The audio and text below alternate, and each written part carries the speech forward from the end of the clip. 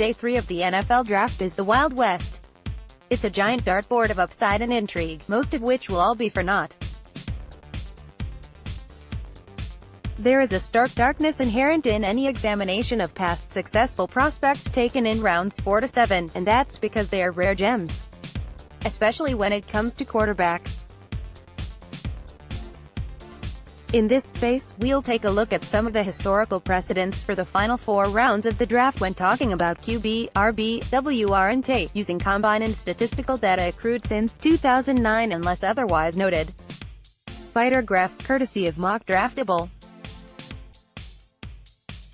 For reference's sake, the statistical benchmarks we'll be using to parse wheat from chaff will be 2,000 yards passing, QB, 700 yards rushing, RB, 700 yards receiving, WR, and 700 yards receiving, TE. Quarterback number of 2,000-yard passers selected on Day 3 since 2009, 4 best season, Redskins 4th-rounder Kirk Cousins, 4,917 yards, 25/12ths TD, int ratio in 2016, Kirk Cousins, Dak Prescott, Tyrod Taylor, Trevor Siemian.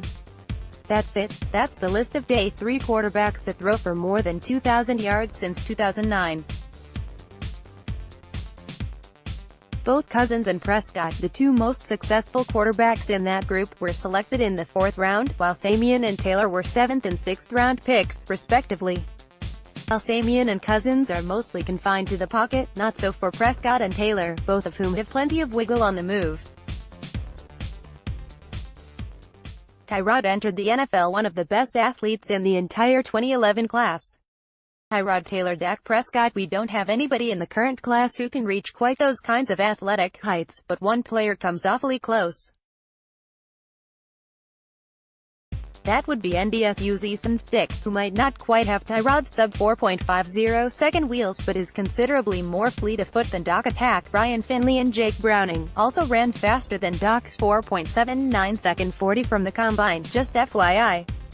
Easton Stick. The problem is that athleticism alone matters less at quarterback unless you're Michael Vick or Kyler Murray. It's far more about what's between the ears. Stick won't have an issue on that front. Realistically, of course, you probably aren't going to hit on Tom Brady. Heck, the Patriots probably didn't even realize they were hitting on Tom Brady when they drafted him. Running back number of 700-yard rushers selected on Day 3 since 2009 to 14 best season, Redskins 6th-rounder Alfred Morris, 1,613 yards and 13 touchdowns in 2012. Not every position requires as much of a leap of faith as a Day 3 quarterback, and running back is one where you can feel at least slightly better about taking a chance.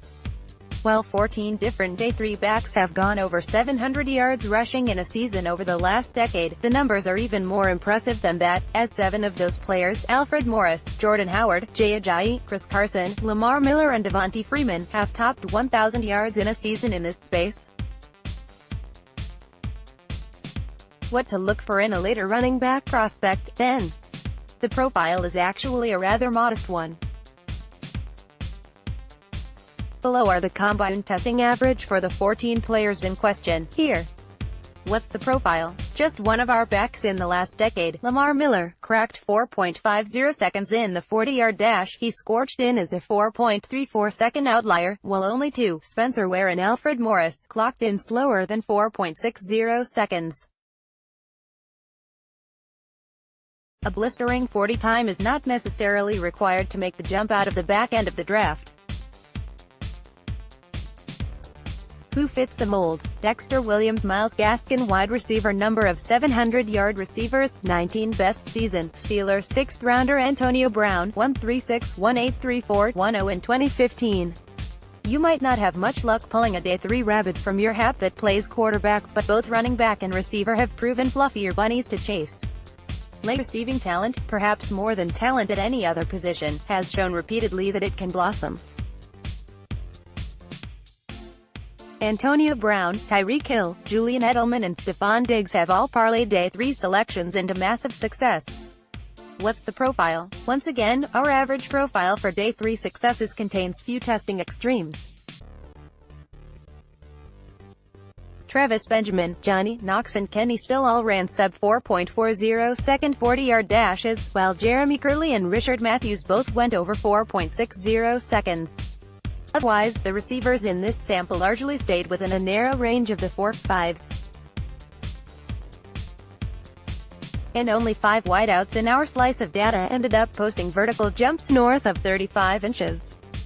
What we're seeing consistently in these breakdowns is that while boom-bust prospects might appeal for day 3, little downside to taking the chance, the players who actually make an impact in the pros don't have monster profiles. Who fits the mold? Stanley Morgan, Deontay Johnson, Jovan Durante, Olabisi Johnson. Tight ends, number of 700-yard receivers, 7 best season, 49ers 5th rounder George Kittle, 8'8", Kittle ripped up the universe for the 49ers last season, posting the only 1,000-yard receiving season by a day 3 tight end in the last decade. Jordan Cameron and Aaron Hernandez, both 4th-round picks, are the only other tight ends in this space to top 900 yards for a campaign. While both Cameron and Kittle boast 4.5-second wheels in the 40-yard dash, they are outliers on that front. None of the remaining 5 tight ends who hit our statistical benchmark at the pro level ran faster than 4.65 seconds in the 40. What's the profile? Who fits the mold? Drew Sample, Foster Moreau.